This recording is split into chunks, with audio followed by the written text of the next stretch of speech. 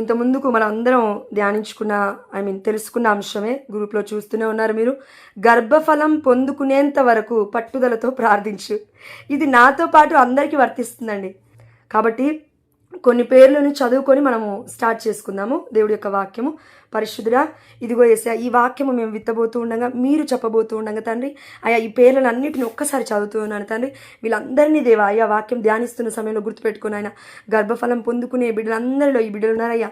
ప్రణీత అక్క, ఇన్నారెడ్డి అన్నయ్య, Priyanka, Ravi, Lourdu Mary, Bhaskar Reddy, Rajitha, Arun, Shalini and Michael, Mamata, Ashok, Mary, Ramarao, Bharathi, Srujan, Kumar, Bhagya, Karthik, Sirisha, Reshma, Prashanth, Rajitha, Dinakaran, Avinash, Praneetha, Latha, Shekar, Salome, Srujan, Kavitha, Prashanth, Balaswamy, Mary Blessy, Rakesh, Mahitha, Judes, Priyanka, Prakash, Prasanna, Suman, Preethi, Srikanth, Ashwini, Sagar, Annapurna, Ashok, Sravani, again Prashanth and Kavitha మళ్ళీ రాస్తాను. All glory to God. అయ్యా అదేవిధంగా ఈ పేర్లు అందరితో పాటు 25 మంది కపుల్స్తో పాటు అయ్యా ఇదిగో తండ్రి, కనీసం ఆ కుటుంబాల మధ్యలో తీసుకున్న ఇంకొక 500 కుటుంబాలు ఉంటాయేమో తండ్రి, వారందరినీ మీకు సమర్పిస్తున్నాను. ప్రతి బిడ్డకి కూడా ఈ వాక్యం, ఇప్పుడు విత్తబడిన వాక్యం యూట్యూబ్లో కూడా పెట్టబోతుండగా కనీసం వాళ్ళకైనా మేము షేర్ చేసే కృపణ దయచేయండి.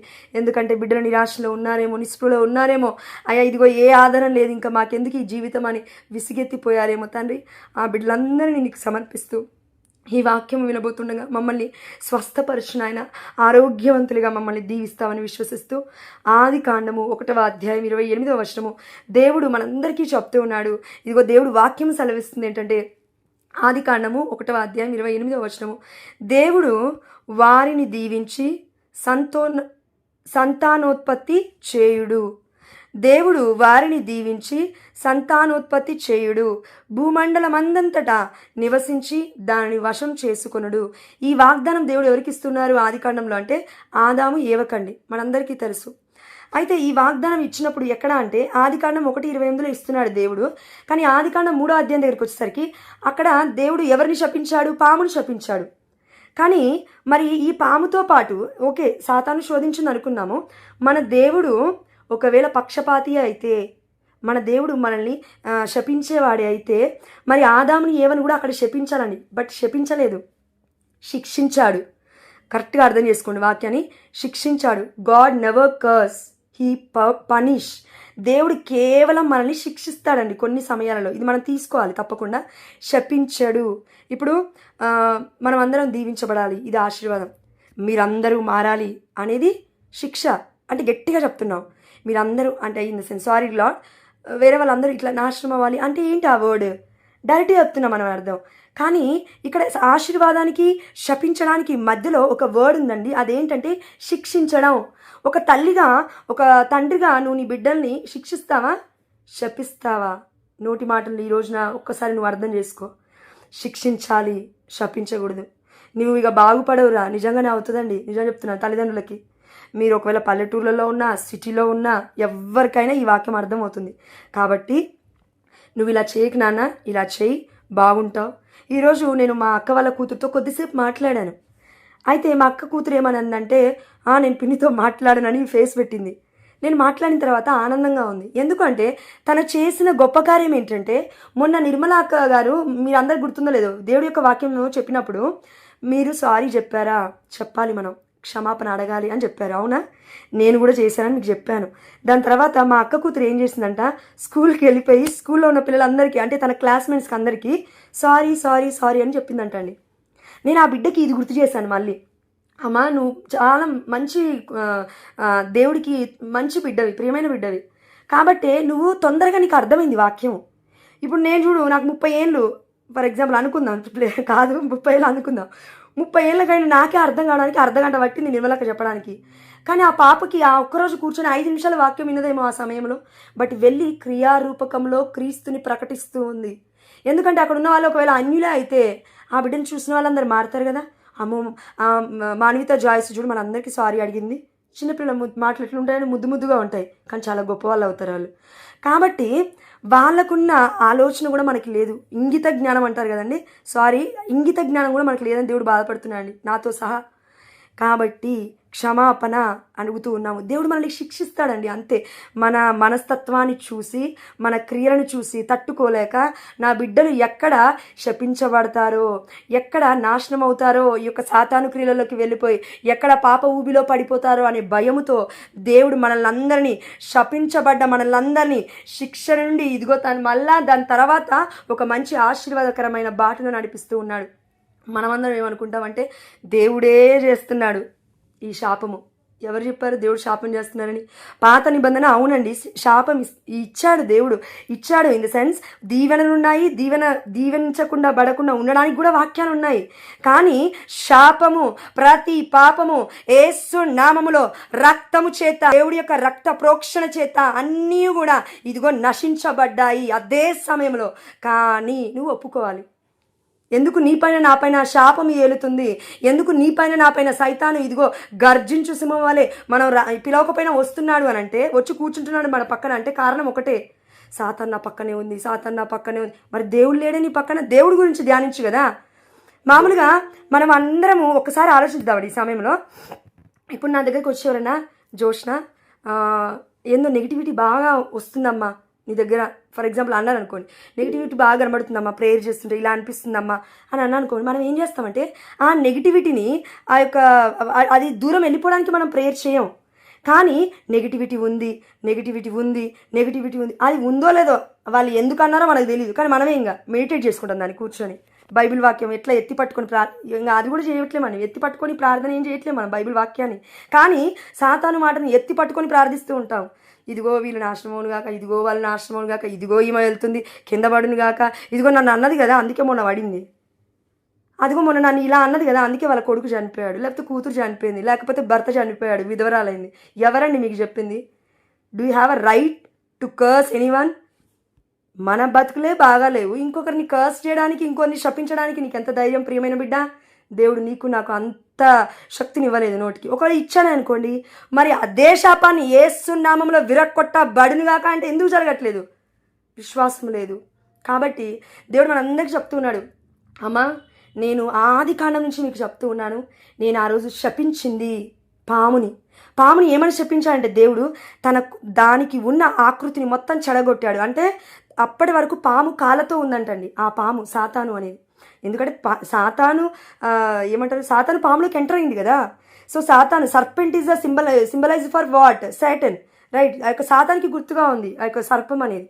కాబట్టి దేవుడు దాన్ని ఎలా శపించాడంటే, నా బిడ్డలని నువ్వు చెడగొట్టావు, ఆదాముని ఏమని ఫ్రూట్ తినేలాగా చేసావు, వాళ్ళిద్దరి మధ్యలో ప్రేమ ఉంది, వాళ్ళిద్దరి మధ్యలో నేను ఉన్నాను, కానీ ఇప్పుడు నువ్వు వచ్చి ఏం చేసావంటే ఇదిగో ఇద్దరిని చెడగొట్టావు, పాప ఊబిలోకి తీసుకువెళ్ళావు. కాబట్టి ఇదిగో సర్పెంట్, ఇదిగో టక్కరి జిత్తుల మారి అయిన సాతాను, ఇదిగో నీకు శపిస్తూ ఉన్నాను, నువ్వు నీ పొట్టతో పాకుదువుగాక అని అంటూ ఉన్నాడు దేవుడు. శపించేశాడు అంటే ఉన్న కాళ్ళని కోల్పోయింది. కానీ మనం వాక్యం కరెక్ట్గా చూస్తే అండి, ఇది జరిగింది ఆదికాండం 1వ అధ్యాయం 28లో. 3వ అధ్యాయంలో పాముని శపించిన దేవుడు భార్యని, భర్త అయిన ఆదాముని ఏమని శపించట్లేడు, శిక్షిస్తూ ఉన్నాడు. అక్కడ ఏమన్నాడంటే, ఇదిగో ఆదాము నువ్వు ఇలా అవుదువుగాక, ఇదిగో ఏవా నువ్వు ఇలా అవుదువుగాక అనలేదండి దేవుడు. నువ్వు కష్టించి పని చేదువుగాక, భర్తకి భార్యకి ధర్మము, సృష్టి ధర్మము నేర్పిస్తూ ఉన్నాడు. ఏమని? ఇదిగో నువ్వు బిడ్డని కనుదువుగాక. వారిద్దరి మధ్యలో కూడా ఒక సఖ్యత అనేది ఇంకా బలంగా చేస్తున్నాడు దేవుడు. ఇదిగో నీ భర్త ఎడల నీకు ఎలలేని ఆ యొక్క ఒక వర్డ్ ఉంటుందండి, నేను మర్చిపోయాను యాక్చువల్ అది. అలా నువ్వు కలిగి ఉంటావు అంటే ఎంత ఆశ కలిగి ఉంటావు నీ భర్త మీద. భర్త కూడా భార్య మీద ఎంతో అధికారాన్ని కలిగి ఉంటాడు. అంటే అదేంటంటే ప్రేమపూర్వకమైన అధికారము. ఆ యొక్క బాండింగ్లో, ఆ యొక్క రిలేషన్షిప్లో, ఆ యొక్క దాంపత్య జీవితంలో ఉన్న అధికారం గురించి దేవుడు చెప్తూ ఉన్నాడు అక్కడ. మీరిద్దరు ఇలా ఉండాలి అని, ఇద్దరు కలిసి ఆనందంగా ఉండాలి, ఏక శరీరంగా జీవించాలి. అప్పుడు మీరు ఇద్దరిలో సాతాను అంటే కామము, అంటే సాతాను అంటే ఏ మూడో వ్యక్తి, ఇంకో ఆమె వాళ్ళ భర్త, ఇంకో ఆయన వాళ్ళ భార్య రాకుండా ఉంటే you both will be blessed in the mighty name of Jesus. Amen. మనం అనొచ్చు డైరెక్ట్గా ఎవరు రారు కదండి, ఎవరు రారండి, సాతాను అలా టెంప్ట్ చేస్తాడు. మన ఆలోచనలో కూడా పాపము చేయొద్దని దేవుడి వాక్యం చెప్తుంది. ఇదిగో నీ కళ్ళు ఒక వ్యక్తిని చూస్తే ఒక్క క్షణము నువ్వు ఏదన్నా తప్పుగా అనుకుంటే, నీ భర్త ప్లేస్లో తనని కానివ్వండి, లేకపోతే నీ భార్య ప్లేస్లో ఇలా ఉంటే బాగుండు, ఇలా ఉంటే బాగుండు ఏంటి? దేవుడు నీకు ఆల్రెడీ ఒక భార్యని ఇచ్చాడు కదా. ఇలా ఉంటే బాగుండు నా భర్త ఏంటి? ఆల్రెడీ దేవుడు నీకు ఒక భర్తని ఇచ్చాడు కదా. ఇలా ఉంటే అలా ఏంటి? ఎందుకు ఇలా ఎందుకు అలా ఎందుకు, ఉన్నది ఉన్నట్టుగా ఉండొచ్చు కదా. అందుకే మనం చేసే ప్రతి దాంట్లో లోపాలు ఉన్నాయి. అందుకే దేవుడు ఏం చేస్తున్నాడు, మనం ఇప్పటికి కూడా శపించట్లేడండి, శిక్షించాడు అంతే. అమ్మా, నువ్వు చేసిన పాపాలు, నువ్వు చేసిన ఏదైనా కార్యాలు ఇంత ముందుకు, లేకపోతే విగ్రహారాధనలు, లేకపోతే అన్యదేవతల్ని పూజించడం, లేకపోతే ఎవరైనా శపించావేమో నీ నోటితో, గుర్తు తెచ్చుకో. అది మనం ఎందుకు పాప సంకీర్తనకి వెళ్ళాలంటే ఇవేనండి. ఇవన్నీ గుర్తు తెచ్చుకుంటూ పరిశుద్ధాత్మదేవా నాకు గుర్తు చేయి, నేను ఎవరినన్నానయ్యా, ఏం చేశానయ్యా, మరి నా గర్భం ఫలించట్లేదయ్యా అని మనం ప్రార్థన చేసుకోవాలి. అడగాలి అడగాలి అడగాలి అడగాలి, దేవుడు ఇస్తాడు తప్పకుండా. ఇది మొట్టమొదటిది. ఇది ఒకటే అండి, ఒక సైడ్ మాత్రమే మీరు చూడండి. ఇదేమో ఎవరికైతే ఒకవేళ వాళ్ళ క్రియల ద్వారా ఒకవేళ శాపం వచ్చిందేమో, ఎవరిదో మీ మీదకి వస్తుంది అంతే, మీ అంతా మీరు కాదు, ఎవరిదో మీ మీదకి వచ్చిందేమో. రెండవదిగా పితరులది. పితరులంటే మొన్న అక్క చెప్పింది కదా, ఎస్, మన యొక్క ముందున్న అమ్మ నాన్నది కానివ్వండి, వాళ్ళ అమ్మ నాన్న కానివ్వండి, ఎస్ అది.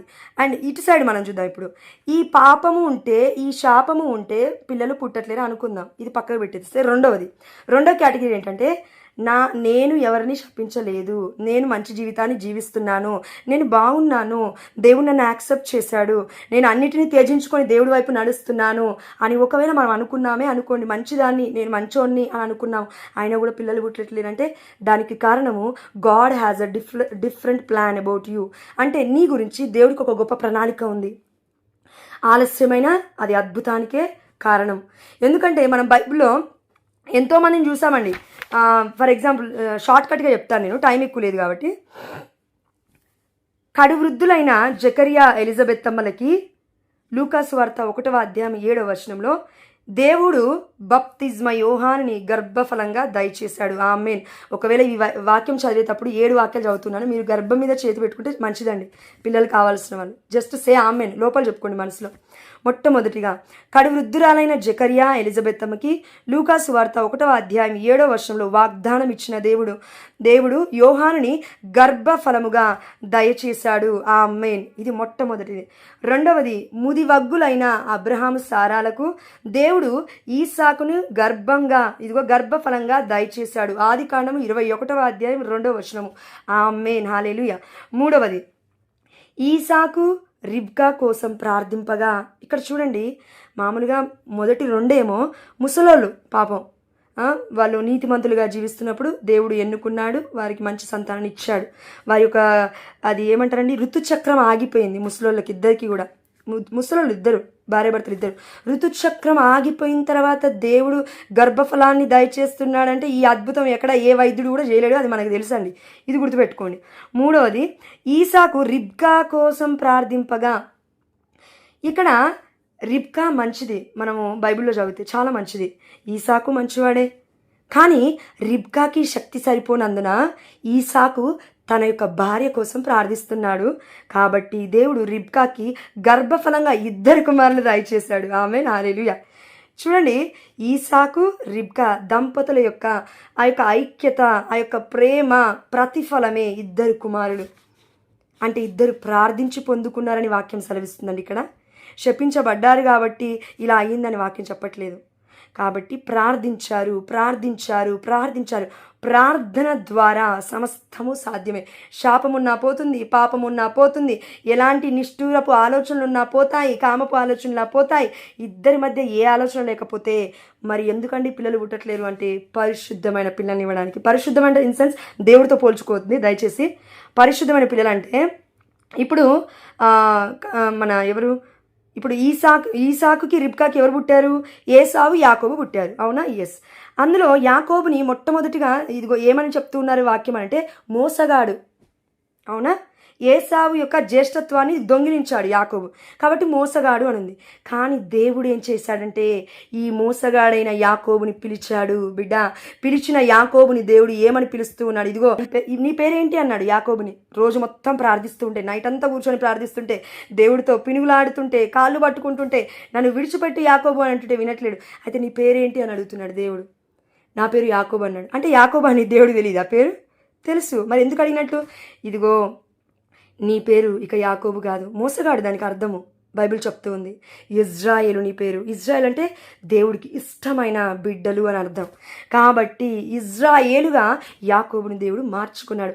అదేవిధంగా ప్రియమైన బిడ్డ, నీ పాపము నా పాపము, ఇప్పుడు నేను అనుకునే నా భర్త పాపము నా పాపము, లేకపోతే నా భర్త కుటుంబస్తుల యొక్క శాపాలు పాపాలు, నా కుటుంబస్తుల యొక్క శాపాలు పాపాలు, మా పితరులు చేసినవి ఏమైనా ఉన్నాయనుకోండి, వాళ్ళ మీదికి అంటే మనకి దేవుడు గర్భఫలం ఇస్తే మన మీదికి మన బిడ్డల మీదికి రాకుండా ఉండడానికి మనము ఒక సర్వాంగ కవచాన్ని ధరించాలి.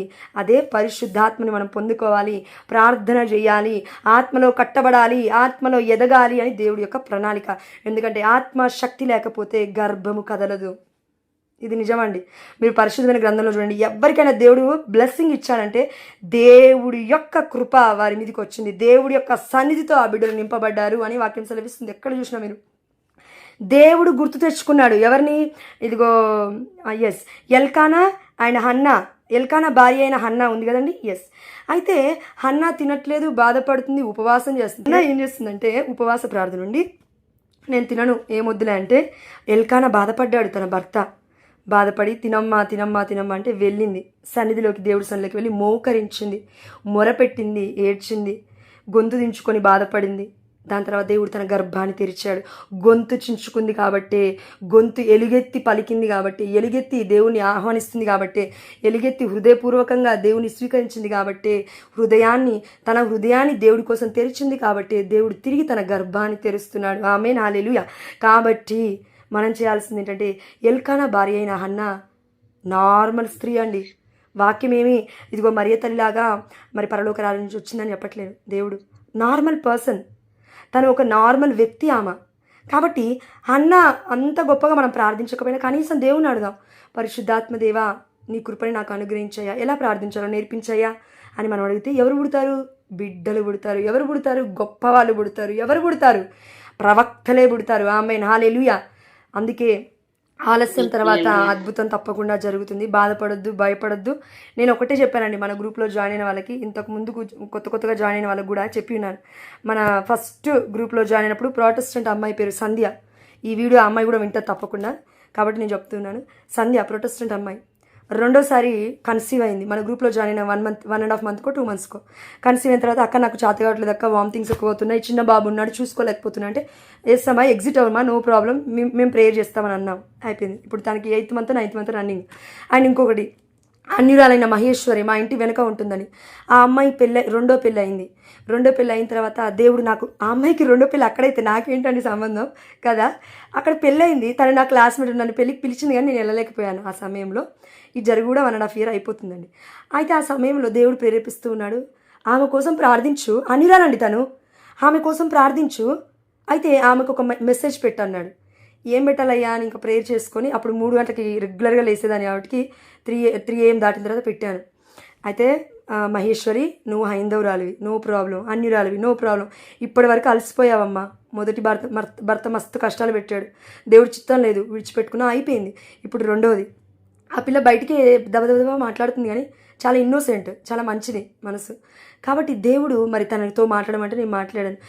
ఇదిగో పేరు పెట్టకమ్మా, ఏసయ్య అని పెట్టాలని నీకు అనిపించకపోతే పెట్టకు. ఇదిగో నిజమైన దేవుడా, భూమిని ఆకాశాన్ని సృష్టించిన దేవుడా, నా గర్భాన్ని దీవించయ్యా అని పడక మీద నుండి లేవక ముందే నువ్వు రోజు ప్రార్థన చేయాలి మహేశ్వరి, నువ్వు రోజు నాకు అప్డేట్ చేయాలని చెప్పాను. నేను చెప్తే జోష్న చేస్తానే, తప్పకుండా చేస్తానే అనింది. అంటే తను నా ఫ్రెండ్ కాబట్టి విన్నదండి, లేకపోతే వేరే వాళ్ళు అయితే ఎందుకు వింటారు, వినరు. తను ఆల్రెడీ కన్సీవ్ అయింది, మొన్న డెలివరీ అయింది, బాబు పుట్టాడు.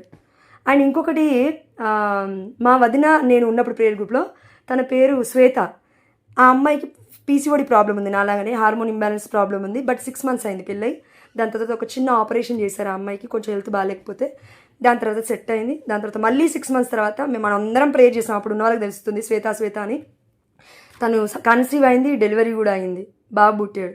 దాని తర్వాత మా అమ్మాయి పేరు స్వర్ణ అనే అమ్మాయి హిందూ గుళ్ళకి రోజు తిరుగుతుందండి. నేను అనుకున్నాను ఆ అమ్మాయికి మా వదిన, అంటే మేమిద్దరం అనుకొని చెప్పాము. చెప్పిన తర్వాత వదిన ఫ్రెండ్ కాబట్టి, వదిన నువ్వు కొంచెం ఆమెకు గుర్తు చేయి, 3 గంటల సమయంలో వీలుంటే లేచి ప్రేయర్ చేసుకోమని చెప్పానంటే. ఎందుకు చెప్పానంటే అండి ఆ మాట కూడా, ఆ అమ్మాయి తిరిగే ప్రయత్నాలు, ఆ అమ్మాయి చేస్తున్న ప్రయత్నాలు నేను చూశాను. ఆ అమ్మాయి స్వర్ణ అనే అమ్మాయి, మనమన్నా గర్భఫలం లేకుండా బాధపడుతున్నాం కానీ ఆ అమ్మాయిని అనని వాళ్ళు లేరండి. అత్తమ్మ మామయ్య హింసించేవాళ్ళు. ఈవెన్ పక్కనున్న భర్త కూడా అనరాని మాట్లాడేవాడు. అలా విని విని విని విని విని విని ఏమైపోయింది, ఆ అమ్మాయి హార్మోన్ ఇంబ్యాలెన్స్ అన్నీ మొత్తం షేప్ అవుట్ అయిపోయాయండి. ఆ గర్భంలో ఎన్ని లోపాలు వచ్చాయంటే అన్ని లోపాలు వచ్చాయి. చివరిగా ఏం చెప్పారంటే డాక్టర్లు, ఒక ట్యూబ్ మొత్తం క్లోజ్ అయిపోయింది, ఒక్క ట్యూబ్ మాత్రమే ఓపెన్ ఉంది. నేను అనేది మీకు అర్థమవుతుందా? మనందరికీ లేడీస్కి 2 ఉంటాయి, 2 ఓవరీస్ పక్క నుంచి ఉంటాయండి. మనకి పీరియడ్ అయ్యేటప్పుడు ఒక ఎగ్ ఒక దగ్గర నుంచి ఫామ్ అవుతుంది, ఇంకో ఎగ్ ఇంకో పైప్ అంటాం, కరెక్ట్గా చెప్పాలంటే పైప్ నుంచి ఫామ్ అవుతుంది. మంత్లీ మంత్లీ మంత్లీ ఇలా వస్తూ ఉంటుంది. కానీ ఒక ట్యూబ్ అనేది కంప్లీట్గా, ఒక పైప్ అనేది తనకి కంప్లీట్గా క్లోజ్ అయిపోయింది. డాక్టర్లు ఏమన్నారంటే, పుట్టడము ఇక 99% అయితే కష్టమమ్మా అన్నారు. తనకున్న హెల్త్ ఇష్యూస్ ఒకటైతే, రెండోది పైప్ కరెక్ట్గా లేదు, అంటే ట్యూబ్ కరెక్ట్గా లేదు, ఉన్న ఓపెన్ అయిన ట్యూబ్ కూడా. ఈ సిచ్యువేషన్లో పిల్లలు పుట్టే అవకాశం ఉందని ఎవరైనా నమ్ముతారండి? నిజంగా చెప్పండి. క్రైస్తవులుగా నేనైతే చెప్తున్నాను, నేనైతే నమ్మకపోయేదాన్ని. ఆ సిచ్యువేషన్లో ఉంటే, నేను అనేది హైందవరాలుగా నేను ఉంటే నేను నమ్మకపోయేదాన్ని. కానీ ఆ అమ్మాయి నమ్మింది. ఎవరిని నమ్మింది? జీసస్ని నమ్మింది. అయితే నేను మా వదిన కాకపోతే నేను కాకపోతే మా వదిన ఎప్పుడో ఒకసారి మాట్లాడుతూనే ఉండేది, అయిపోయేది. రోజులు గడుస్తూనే ఉన్నాయి, అయిపోయాయి. కొన్ని రోజుల తర్వాత 3 గంటలకు లేచి క్యాండిల్ పెట్టి ప్రేయర్ చేసుకో అని ఒక్క మాట నేను మా వదిన చెప్పింది. ఆమె సీరియస్గా తీసుకొని ఎప్పటి వరకు ఆ అమ్మాయి క్యాండిల్ పెట్టి ప్రేయర్ చేయడం నేర్చుకుందంటే 3 AM ఇప్పటి వరకు కూడా ఆ అమ్మాయి ఆపలేదు. డెలివరీ అయింది, పాప పుట్టింది, మొన్ననే డెలివరీ అయింది. ఈ ప్రూఫ్స్ కూడా నేను కావాలంటే పెడతాను తప్పకుండా వాళ్ళ దగ్గర నుంచి తీసుకొని. అంటే నేను ఇవన్నీ ఎందుకు చెప్తానంటే, ఒక అన్యురాలే దేవుని నమ్మి 3 గంటల సమయంలో లేచి క్యాండిల్ ముట్టించి ప్రేయర్ చేసుకుందంటే, తనకి భాష రాదు, యేసయ్య అంటే ఎవరో తెలియదు, బైబుల్ లేదు, ఏం లేదు, క్యాండిల్ ఒకటే తెలుసు ఆ అమ్మాయికి. కానీ ప్రేయర్ చేసుకుంది. వాళ్ళ ఆయన ఒకరోజు మిడ్నైట్ లేచి అడిగాడంట, ఏం చేస్తున్నావు నువ్వు అని. హిందువులు కొంచెం తక్కువ కదండి ఆ టైంలో ప్రేయర్ చేయడం అంటే. ప్రేయర్ అంటే ప్రార్థన మన పూజ చేస్తున్నా మన దేవుడికి అని చెప్పిందంట ఆ అమ్మాయి. అంటే అలా తప్పించుకుంది. అంటే నేను ఏం చెప్తున్నా అంటే, అన్యులు చిన్న విశ్వాసం చూపించిన దేవుడు ఆటోమేటిక్గా లేవనెత్తాడండి. కానీ మనల్ని ఎందుకు లేవనెత్తట్లేడు అని మీరు బాధపడద్దు. ఎందుకంటే ఇజ్రాయేల్ ప్రజలు నా బిడ్డలు అంటున్నాడు దేవుడు. ఐగుప్తులు అన్యులు నేను వాళ్ళని కూడా శపిస్తాను, మీ మీదకి వస్తా అన్నాడు దేవుడు. ఎవరిని? ఇజ్రాయేల్ని దీవిస్తా అన్నాడు. ఇజ్రాయేల్ని దీవించిన వాళ్ళని నేను దీవిస్తాను, కానీ ఐగుప్తుని నేను శపిస్తాను. అందుకే దేవుడు వాళ్ళందరి మీదకి ఇదిగో 10 వాటిని తీసుకొచ్చాడు. కాబట్టి మనమందరం దేవుడు బిడ్డలం. మనమే ఇంత అసహ్యకరమైన జీవితం జీవిస్తే మరి దేవుడు బాధపడా? ఇంత పాప జీవితం జీవిస్తే దేవుడు బాధపడా? వాళ్ళకి తెలీదు, బైబుల్ తెలీదు, అమ్మ నాన్న క్యాథలిక్ కాదు, లేకపోతే పుట్టు క్రైస్తవులు కాదు మనం అనుకుంటున్నట్లుగా. అందుకే దేవుడి కృప అలా వెళ్తూ ఉంటుంది. వాళ్ళు కొంచెం నమ్మితే చాలు. అయితే ఇది కంపారిజన్ చేసుకొని మనం బాధపడద్దు. కానీ దేవుడికి బిడ్డల పట్ల గొప్ప ప్రణాళిక ఉంది. అయితే ఆ ప్రణాళిక మరి ఎలా చూసినా మనం ఎలా విశ్వసించాలి అంటే, ఇదిగో చూడండి, చివరిగా ఏడవ వ్యక్తిగా గొప్ప తల్లిగా కన్యకగా ఉన్న మరియ తల్లికి దేవదూత శుభం పలుకుతూ లూకాసు వార్త 1:31 దేవుడినే గర్భఫలముగా దయచేసును, ఆమేన్, హల్లెలూయా. మరియ తల్లి దేవుడే నా గర్భంలో పుడతాడని అనుకోలేదండి, పుట్టాడు. అదేవిధంగా కడు వృద్ధులైన జకరియా, ఎలిజబెత్ అమ్మగారు యేసు ప్రభువారికి ముందుగా ఒక దేవదూత వస్తాడు అని ప్రాఫెసీ చెప్పిన, ఎంతోమంది ప్రవక్తలు చెప్పిన ఒక మార్గము, ఒక దూత ఎలుగెత్తి స్వరమును నేనే అని ప్రకటిస్తున్న బప్తిస్మ యోహాను గారు వస్తారని ఆనాడు ఎవరు అనుకోలేదు. కానీ వచ్చాడు. ఎవరి ద్వారా? కడు వృద్ధులైన జకరియా, ఎలిజబెత్ అమ్మల ద్వారా. అదేవిధంగా ఇదిగో అబ్రహాము కొడుకుని మనం ఏమంటున్నాం? ఈసాకు అంటున్నాం. ఈసాకు తర్వాత వచ్చిన వాళ్ళని ఏమంటున్నాం? ఏసావు, యాకోబు అంటున్నాం. వాళ్ళ యొక్క తరాన్ని ఎలా దేవుడు నిలబెట్టాలంటే, అబ్రహాముని తండ్రి అంటున్నాం విశ్వాసులకి, యాకోబుని ఇజ్రాయేలు అని దేవుడు పిలుస్తున్నాడు. బైబిల్ పాత నిబంధనలో మీరు చూడండి, ఇజ్రాయేలు అని పెట్టిన మాత్రాన ఇజ్రాయేలీలు వస్తున్నారు. అట్ ద సేమ్ టైం యాకోబుతో కూడా దేవుడు పిలుస్తున్నాడు ఇజ్రాయేలీలు అందరినీ ఒకటే పేరుతో. అంటే కర్తగా దేవుడు నిలబెట్టి ఉన్నాడు. అదేవిధంగా ఎల్కానా ఆయన హన్నాకి పుట్టిన సమూయేలు ప్రవక్త, గొప్పవాడు. దావీదు రాజుకే ఇచ్చాడు అభిషేకాన్ని, సొలొమోను సౌలుకి అండ్ దావీదు రాజులకి, ఇద్దరు రాజులకి కింగ్గా ఆ యొక్క అభిషేకాన్ని ఇచ్చినాడు. అంటే సాధారణమైన వ్యక్తులు కాదండి అని చెప్తున్నాను వీళ్ళందరూ. ఎందుకు అనంటే, దేవుడు పిలుచుకున్నది పాపాత్ములనే, కానీ మరియ తల్లి తప్ప. నేను అనేది మరియ తల్లిని ఇంక్లూడ్ చేయకూడదు దయచేసి. మిగతా 6 మొత్తం అండి అందరూ, మరియ తల్లి తప్ప. పిలిచింది మొత్తం దేవుడు పాపాత్ములనే. పరిశుద్ధంగా జీవించని చెప్పాడు. అందుకే అండి వాళ్ళు మంచి ఏజ్ ఉన్నప్పుడు పిల్లల్ని ఇవ్వలేదు, కానీ ముదివొగ్గులు అయిన తర్వాత పిల్లల్ని ఇస్తున్నాడు. ఎందుకు? పుణ్యకాలను చూశాడు, దాన ధర్మాలు చూశాడు, వారి యొక్క సాక్రిఫైస్ త్యాగాలను చూశాడు. అంటే వారి యొక్క జీవితాన్ని దేవుడికి బలియాగంగా అర్పించుకున్నారు. అందుకే అమ్మ మరియ తల్లి ఎవరికి పుట్టింది? అన్నమ్మ జోకిముల గారికి పుట్టింది. అన్నమ్మ గారు ఎక్కడున్నారు? ఒక తోటలో ప్రార్థించుకుంటూ ఆ యొక్క పక్షులను చూస్తూ, ఎందుకయ్యా నా గర్భం ఆపేశావు? ఆ పక్షులకు కూడా నువ్వు ఇస్తున్నావే పిల్లల్ని, జంతువులకు ఇస్తున్నావే పిల్లల్ని, అయ్యో నేనేం పాపం చేశానయ్యా నాకు ఇవ్వట్లేవు అని ఆ తల్లి చేసిన ప్రార్థన అండి దేవుడు మెచ్చుకున్నాడండి. కాబట్టి తన తగ్గింపు చూసి మనం పోల్చుకుంటామండి పందులతో, కుక్కలతో, ఆ యొక్క పక్షులతో, లేకపోతే జంతువులతో మన పుట్టుకని లేదు. పక్కనున్న ఒక వ్యక్తితోటే మనం పోల్చుకోవాలంటే అసహ్యంగా ఫీల్ అవుతాం, మనమే గొప్ప వాళ్ళేదో తక్కువ అన్నట్టు. మనిషి పోల్చుకోలేకపోతున్నాడు మంచి విషయాల్లో. అలాంటిది తను ఎలా పోల్చుకుంటుంది అన్నమ్మ అంటే పక్షులతో పోల్చుకుంటుంది. ఆ సమయంలో మరి అన్నమ్మ గారి భర్త జోకిము గారు ఎక్కడున్నారు? యెరూషలేము దేవాలయము అప్పుడు పక్కనే లేదండి, వారింటి పక్కనే లేదండి. మినిమం 1 మంత్ నుండి 40 రోజులు పట్టిందంట అడవిలో తిరుక్కుంటూ తన ఇంటి. ఆ సమయంలో ఇక్కడ మన అన్నమ్మ గారికి దేవదూత దర్శనం ఇచ్చింది. ఎందుకంటే అప్పుడు మొబైల్స్ లేవు కదండి, ఫోన్లు లేవు. అదే సమయంలో ఇదిగో జోకిము గారికి దేవదూత దర్శనం ఇస్తుంది. ఇద్దరికి ఎట్ ఎ టైం దర్శనం ఇచ్చి ఏం చెప్తుందంటే, ఇదిగో ఇప్పుడు మీరు ఎక్కడ కలుసుకుంటారంటే యెరూషలేము దేవాలయంలో గోల్డెన్ హౌస్, నాకు తెలిసి ఆ పాయింట్ గుర్తులేదండి, ఒక నేమ్ ఉంటుంది ఆ ప్లేస్కి. అక్కడ మీరు రండి, ఇక్కడ మీరు కలుసుకుంటారు అని.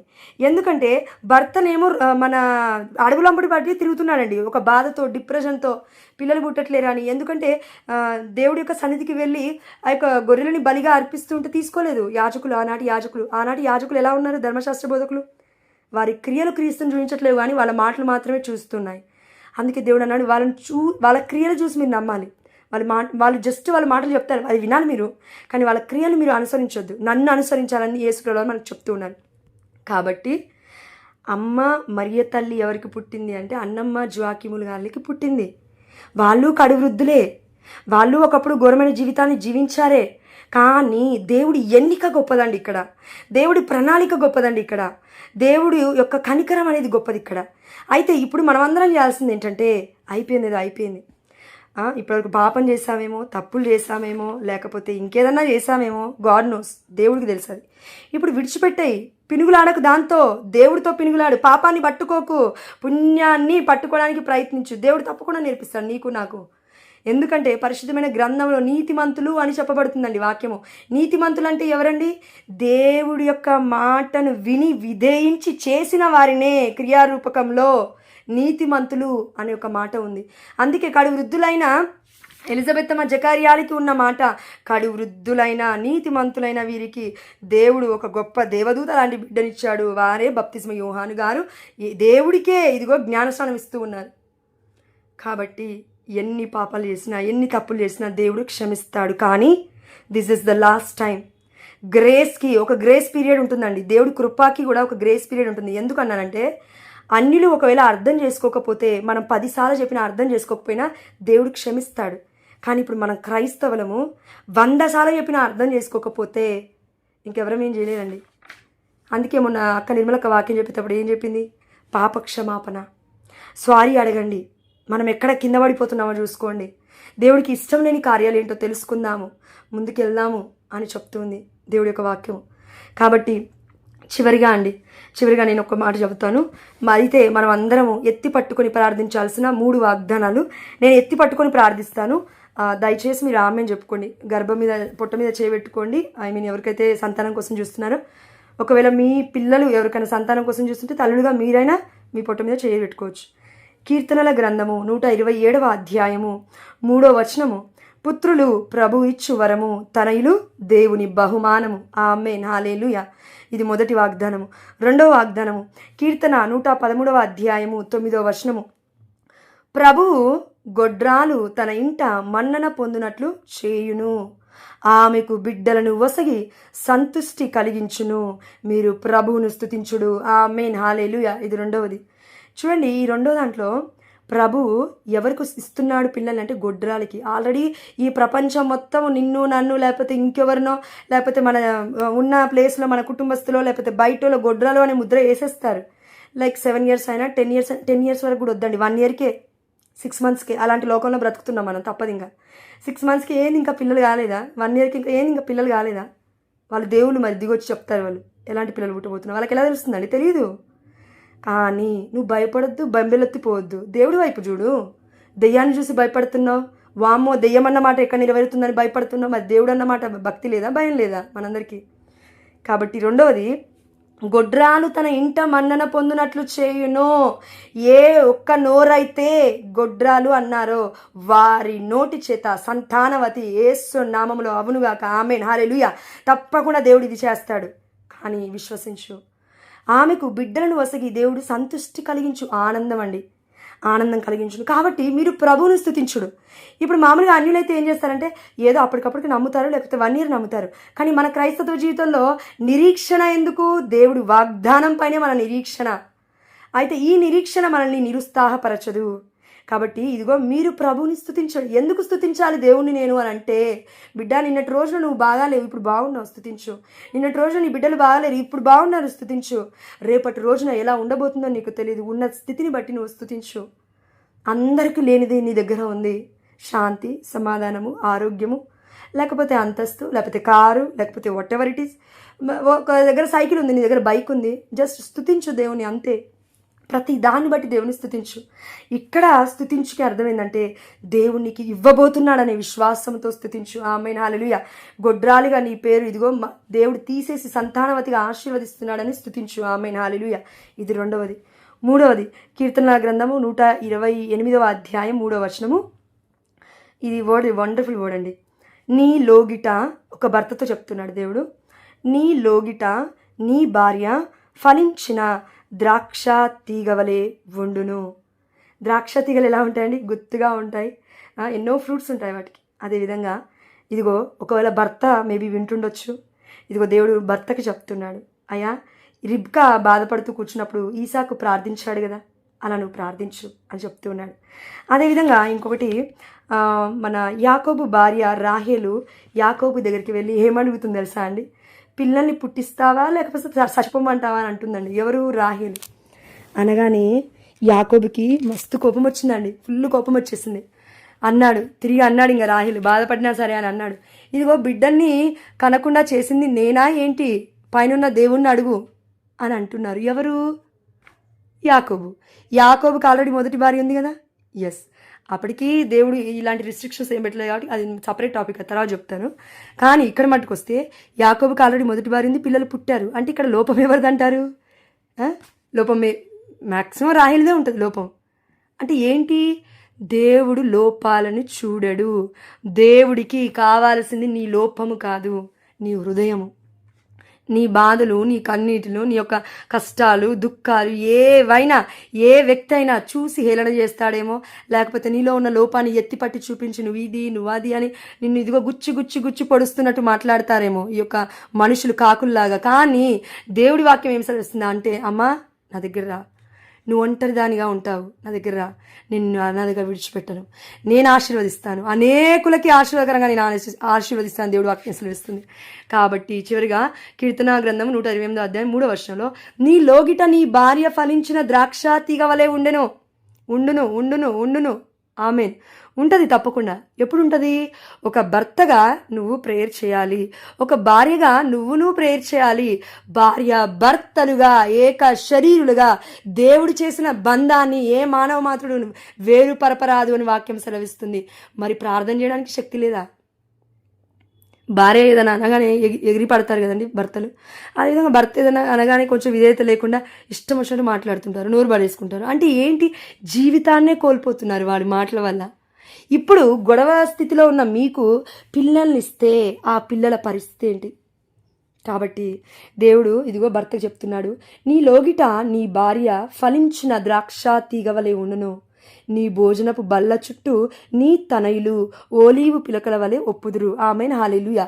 బిడ్డలు అలా మీరు తింటూ ఉంటే మీ చుట్టూరా ఉంటారు అని దేవుడు ఆశీర్వాదం. ఆమేన్, హల్లెలూయా. ఎంత గొప్పగా ఉందండి. కానీ ఈ రోజులలో కరెక్ట్గా చూస్తే ఎక్కడ ఏ టేబుల్ దగ్గర చూసినా కూడా ఫోన్లు ఉంటాయి. పిల్లలతో కొద్దిసేపు కూడా మాట్లాడరు, తినే టైం కూడా వాళ్ళకి ఇవ్వరు. మాట్లాడుకునేటప్పుడు కూడా ఏదో బిజీ, మాట్లాడుకునేది అంటారు తల్లిదండ్రులు పిల్లల్ని. ఇక పిల్లలైతే ఇంకా టీవీ పెట్టుకోనో ఇంకేదో పెట్టుకొని చూసుకుంటూ కూర్చుంటారండి. అంటే ఎక్కడా కూడా ప్రేమలు లేవు, ఎక్కడా కూడా బంధుత్వాలకి బాంధవ్యాలకి వాల్యూస్ లేవు. కాబట్టే దేవుడు ఎందుకు మనకి పిల్లల్ని ఇవ్వట్లేడు అని ఇప్పుడు ఒకసారి ఆలోచిద్దాం. అయితే మామూలుగా మీరు నన్ను ఈ క్వశ్చన్ అడగవచ్చు. మామూలుగా నన్ను అడిగితే కనుక నేను చెప్తానండి, ఒకటే చెప్తాను నేను. నాకు నా భర్తకి ఒకవేళ ఇప్పటికీ మాకు పెళ్ళైపోయి 7వ సంవత్సరం పడుతుంది, 6 సంవత్సరాలు అయిపోయింది. ఒకవేళ నాకు నా భర్తకి పెళ్ళైన 1 ఇయర్కి పిల్లల్ని ఇస్తే ఇప్పటికీ నాకు తెలిసి ఆ పిల్లలు ఎవరైనా రోడ్ల మీదే ఉంటారండి. ఎందుకంటే నాకు ఉన్న యాటిట్యూడ్కి, నాకున్న పొగరికి, నాకున్న కరెక్ట్ చెప్పండి నాకున్న బల్పుకి, మా ఆయనకున్న పొగరికి, నోటి దూలకి, ఆగ్రహానికి, కోపానికి, ద్వేషానికి మా ఇద్దరికి ఎట్లా అంటే ఒకరం అంటే ఇంకొకరం, ఒకరి మీద ఇంకొకరం అన్నమాట. అంత యాటిట్యూడ్ ఉన్న మనుషుల్ని దేవుడు ఎంత గొప్పగా మార్చాడంటే ఎవరన్నా బాధపడుతుంటే ప్రార్థన చేయలేకుండా ఉండలేం. నేనన్నా చేయాల్సిందే, మా ఆయనన్నా చేయాల్సిందే. అంటే ఒక్కసారి మీరు ఆలోచించండి, దేవుడికి కావాల్సింది ఏంటి?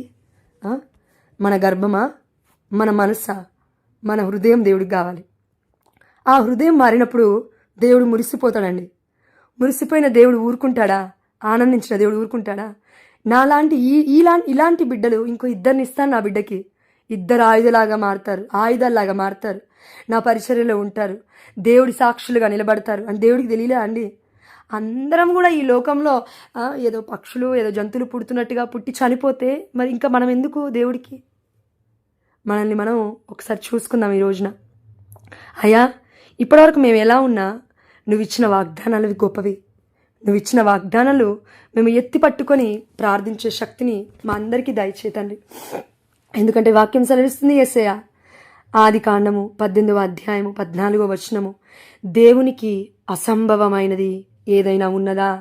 లేదు తండ్రి, మీకు అన్నీ సాధ్యమే. కాబట్టి అయ్యా, నీకు అసంభవమైనది ఏది లేదు. నువ్వు ఒక్క మాట పలికితే ఆకాశము, భూమి, అదేవిధంగా సముద్రము, జలరాశులు అన్నీ కూడా ఉప్పొంగాయి తండ్రి. జీవజల నదులు ఉప్పొంగి ఉన్నాయి.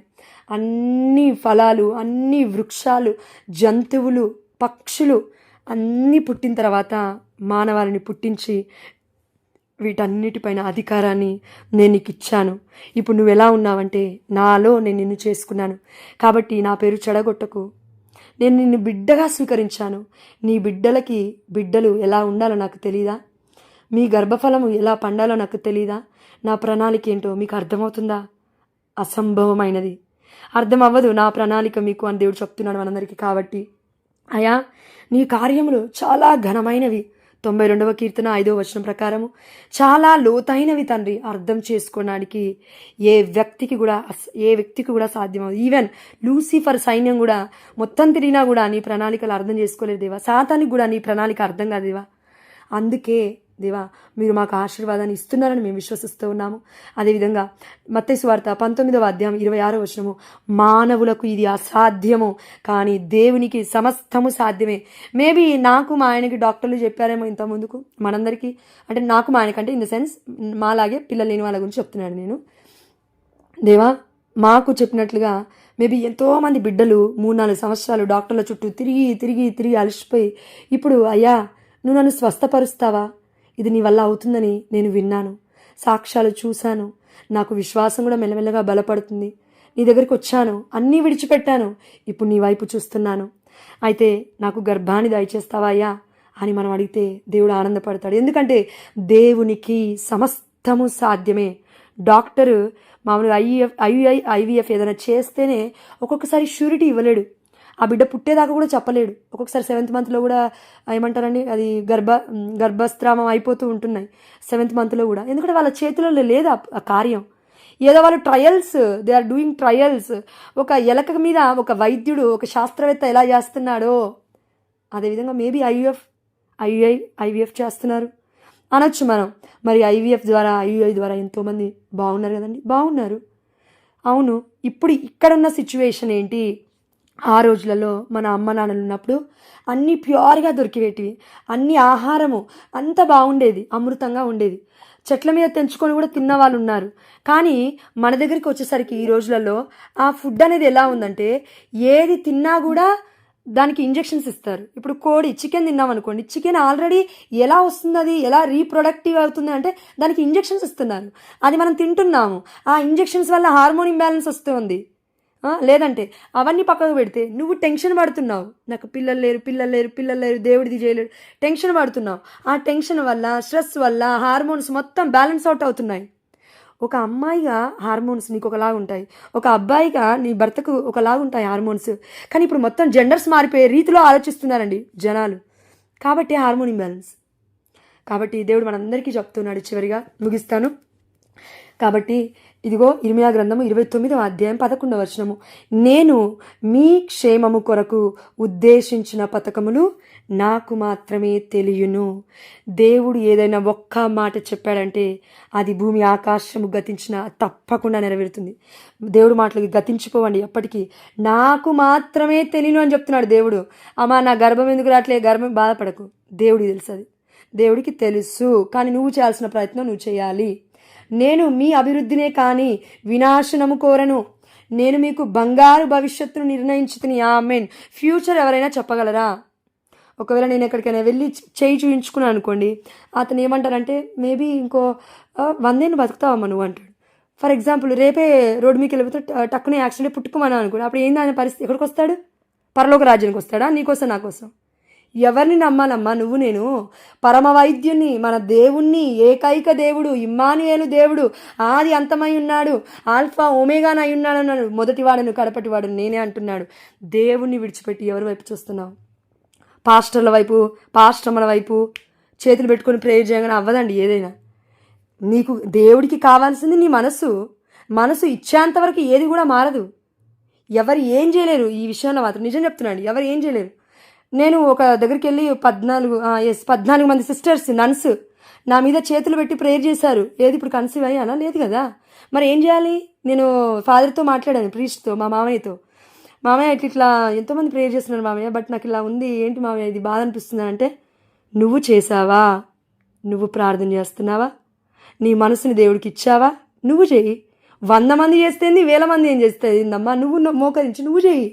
నీ విశ్వాసం ఏది? నీ ప్రయత్నం ఏది? నీ ప్రేమ ఏది? దేవుడి యందు దేవుడు ప్రతి ఒక్కరికి ఒకటే ఇచ్చాడు ఆజ్ఞ. ఇదిగో నీ దేవుని ఆరాధించు, ఇదిగో నీ దేవుని నీవు పూజించు, నీవు తింటున్న ఆహారమును, నీవు తాగుతున్న పానీయమును నేను నిన్ను దీవింతును. 23వ అధ్యాయం 25వ వచనం చివరిగా చెప్తున్నాను. నిర్గమకాండము 23వ అధ్యాయం 25వ వచనం. రోజు ఎత్తి పట్టుకొని ప్రార్థించండి ఈ వాగ్దానం కూడా. అయ్యా ఇదిగో యావే ప్రభును మీరు పూజింతురేని, మీరు తింటున్న ఆహారమును నేను దీవింతును. ఆమేన్. మీరు తాగుతున్న పానీయమును నేను దీవింతును. ఆమేన్. మీ చెంతకు ఎట్టి అంటు రోగము రాదు. ఆమేన్. 26వ వచనం సెలవిస్తూ ఉంది. ఈ నేలలో కడుపు పోయిన స్త్రీ కానీ, అంటే గర్భస్రావమైన స్త్రీ కానీ, ఆ యొక్క గొడ్రాలు కానీ ఉండదు అని వాక్యం సెలవిస్తుంది. ఈ నెలలో ఉండదు అంటే ఇక ఉండదు అంతే. ఎందుకంటే ఆనాడు ఆదికాండం 1వ అధ్యాయం 28లో దేవుడు దీవించి పంపిస్తున్నాడు, శపించి పంపించట్లేడు బయటికి. అదేవిధంగా దీవించిన ఆదాము ఏవకి ఒక కవచాన్ని కూడా దేవుడు ఇస్తున్నాడు. వస్త్రము చూడండి, అక్కడ జంతువుని బలిచ్చి దేవుడు బలి యాగముగా వారిపైన తన యొక్క కృపా వస్త్రాన్ని కప్పి పంపిస్తున్నాడు. ఏదేను తోట నుంచి గెంటి వేస్తున్నాడు, శిక్షించాడు అంతే, శపించలేదు. ఇది మనం గుర్తుపెట్టుకొని దేవుడికి సమస్తము సాధ్యమే, దేవుడికి సమస్తము సాధ్యమే. చివరిగా అక్కడ 2 నిమిషాలు ఎవరెవరైతే ఉన్నారో మన దాంట్లో వాళ్ళందరూ పొట్ట మీద చేయబెట్టుకోండి. పరిశుద్ధుడా, ప్రేమగలిగిన తండ్రి, ఇచ్చిన ఈ యొక్క 40 నిమిషాల సమయాన్ని బట్టి మీకే సమస్త ఘనత, మహిమ, ప్రభావములు చెల్లిస్తూ అయా ఇదిగో నీ వాక్యము సెలవిస్తూ ఉంది నా తండ్రి. అయ్యా ఇదిగో తండ్రి, భూమి ఆకాశము గతించను, నా మాటలు ఎన్నడూ గతించవన్న నీ వాక్యం పట్టుకొని మేము అడుగుతూ ఉన్నాము యేసయ్య. అయ్యా ఇదిగో తండ్రి, నిర్గమాకాండము 23వ అధ్యాయము 25వ వచనం సెలవిస్తుంది యేసయ్య. ఇప్పటి నుండి మేము ఎలాంటి ఫుడ్ తింటూ ఉన్నా, ఎలాంటి తీసుకుంటూ ఉన్నా, ఎలాంటి నీటిని తాగుతూ ఉన్నా, మరి బయటికి వెళ్తూ ఉన్నా, వస్తూ ఉన్నా, అది ఎలాంటి సిచ్యువేషన్ అయినా ప్రతి ఒక్క బిడ్డ దేవా నీ యొక్క రక్షణలో, నీ యొక్క కోటలో, నీ యొక్క రక్త కంచెలో దేవా బిడ్డలందరి దేవా సురక్షితముగా ముందురుగా కన తండ్రి. అందుని బట్టి నీకు స్తోత్రం యేసయ్యా. వారి గర్భములు యేసు నామములో దీవించబడునుగా కన తండ్రి. ఆమేన్, హల్లెలూయా. వారి గర్భములు ఆనాడు హన్నా గర్భాన్ని తెచ్చిన తండ్రి నీకు స్తోత్రమయ్యా. ఆనాడు రాహేలు గర్భాన్ని తెచ్చిన తండ్రి నీకు స్తోత్రమయ్యా. అయ్యా ఇదిగో తండ్రి ఎలిజబెత్తమ్మ గర్భాన్ని తెచ్చిన తండ్రి నీకు స్తోత్రమయ్యా. ఈసాకు రిబ్కాల గర్భాన్ని తెచ్చిన తండ్రి నీకు స్తోత్రమయ్యా. సారా అబ్రహాము యొక్క గర్భాన్ని తెచ్చిన తండ్రి నీకు స్తోత్రమయ్యా. వింటున్న ప్రతి ఒక్క బిడ్డ గర్భము కూడా యేసు నామములో తెరవబడునుగా కన తండ్రి. తెరిచినందులకు నీకు స్తోత్రం యేసయ్యా. బిడ్డలకి విశ్వాసాన్ని దాయిచ్చేయండి అయా, బిడ్డలకి విశ్వాసాన్ని దాయిచ్చేయండి. 23వ అధ్యాయం 25వ వచనం, 26వ వచనం, నిర్గమకాండం 23వ అధ్యాయం 26వ వచనం సెలవిస్తుంది, మీ నేలలో కడుపు పోయిన స్త్రీ కానీ గొడ్రాలైన స్త్రీ కానీ ఉండదు. ఆమేన్, హల్లెలూయా. మళ్ళొక్కసారి చెప్పుకోండి.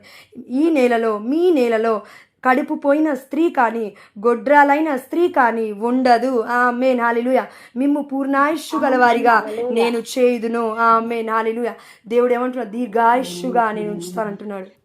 కాబట్టి యేసయ్యా ఈ యొక్క వాగ్దానాలు మొత్తం మేము ఈరోజు ధ్యానించుకొని మళ్ళీ ఒకసారి పడుకునే ముందు నా తండ్రి, అదేవిధంగా రోజు ఈ సమయంలో లేకపోతే ఉదయకాల సమయంలో మాకు ఎప్పుడు సమయం ఉంటే అప్పుడు మేము ఈ అంశాన్ని ధ్యానించుకొని ఈ 3 వాగ్దానాలతో పాటు ఈ వాగ్దానం ఎత్తి పట్టుకొని ప్రార్థించే శక్తిని, జ్ఞాపక శక్తిని, పరిశుద్ధాత్ముడి యొక్క కృపా అనుగ్రహాన్ని మా అందరికీ కూడా దయచేస్తున్నారని విశ్వసిస్తూ అయా వినబోతుండగా బిడ్డలందరినీ దీవించిన తండ్రి. అయా మేము విన్న ఈ వాక్యము మా దగ్గర పెట్టుకోకుండా యూట్యూబ్ ఛానల్లో పోస్ట్ చేసిన తర్వాత ఎవరైతే సంతానం కోసం బాధపడుతున్నారో బిడ్డలు, వారందరికీ ఒక ఆదరణగా, వారందరికీ ఒక గొప్ప ఫలముగా అయ్యా ఈ యొక్క వాక్యాలు, ఈ యొక్క మాటలు యేసు నామములో ఆశీర్వాదకరంగా మారి ఉన్నారని నేను విశ్వసిస్తున్నాను దేవా. 30 దింతలుగా, 60 దింతలుగా, 100 దేవా యేసు నామములో బిడ్డల యొక్క గర్భము దేవా తెరవబడునుగా కన తండ్రి. యూట్యూబ్ ఛానల్లో వింటున్న ప్రతి ఒక్క బిడ్డ గర్భము కూడా నా తండ్రి ఈ సమయంలో తెరవబడునుగా కన దేవా. అయా నీ బిడ్డల ఎంతమంది బిడ్డలు ఉన్నారో వారందరూ కూడా ఇదిగో సంతానోత్పత్తి చెందుడు అని వాక్యం సెలవిస్తుంది. యేసు నామములో ఈ యొక్క వాగ్దానం మా అందరి పట్ల నెరవేరుతుందని విశ్వసిస్తూ అమ్మ మరియ తల్లి సంతానమాత మధ్యవర్తిత్వ ప్రార్థన ద్వారా, అనేక సకల పునీతుల మధ్యవర్తిత్వ ప్రార్థన ద్వారా, పునీత మీకాయలు, రఫాయలు, గాబ్రియలు దేవదూతల మధ్యవర్తిత్వ ప్రార్థన ద్వారా మేము అడిగినవన్నీ పొందుకున్నామని అతి పరిశుద్ధమైన నీ శిష్యుడైన పునీత అంతోని వారి నాలుక మధ్యస్థ ప్రార్థన ద్వారా ఒక ప్రాఫసీగా బిడ్డని నిలబెట్టబోతున్నందుకు, ప్రవచనాత్మకంగా దేవ బిడ్డలందరినీ దీవించబోతున్నందుకు మీకే ఘనత, సమస్త మహిమ, ప్రభావములు చెల్లిస్తూ అడిగి బ్రతిమాలుకొనిచున్నాము మా ప్రియ పరలోకపు తండ్రి. ఆమేన్. ప్రైజ్ లార్డ్ అక్క అందరికీ.